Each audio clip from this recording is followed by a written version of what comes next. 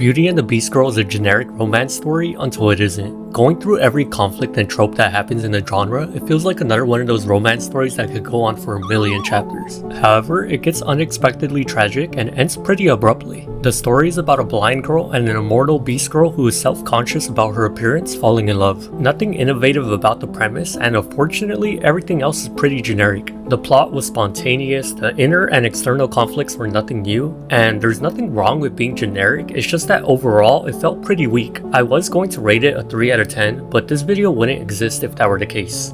And after finishing it, it's not a bait and switch story exactly, it's pretty hard to summarize. With only 50 chapters and so many things unresolved, as you start nearing the end you naturally start to wonder, did this get axed? What the hell is going to happen? And then you reach the last 2 chapters and holy shit.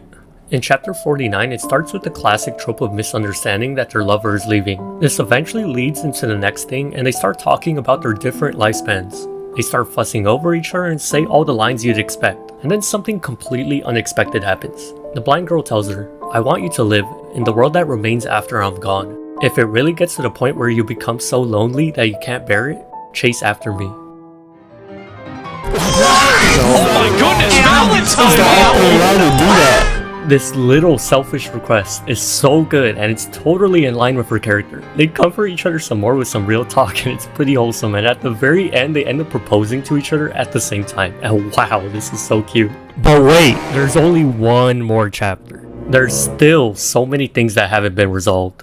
At this moment in time, I had foreseen the possibilities.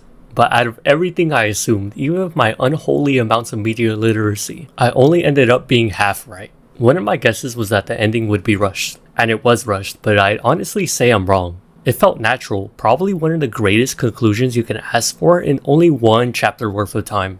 It's been so long since I felt something before hitting the next chapter button, and the second guessing was so worth it because I couldn't have expected something so neat and so messed up.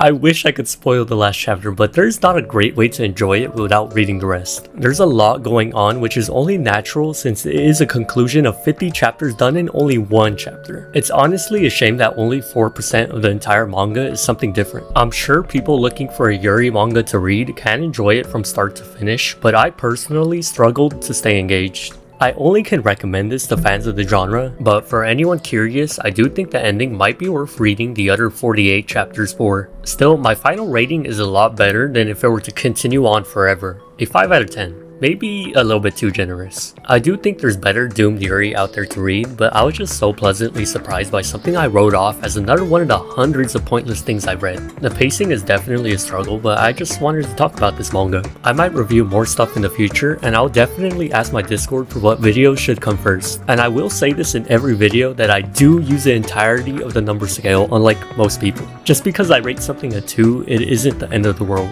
There are worse things like the Ruby adaptation. At the end of the day, it's just my opinion, but I'll do my best to acknowledge other perspectives, like how the pacing for Beauty and the Beast Girl can be acceptable for some people. See you guys in the next video. Oh my god.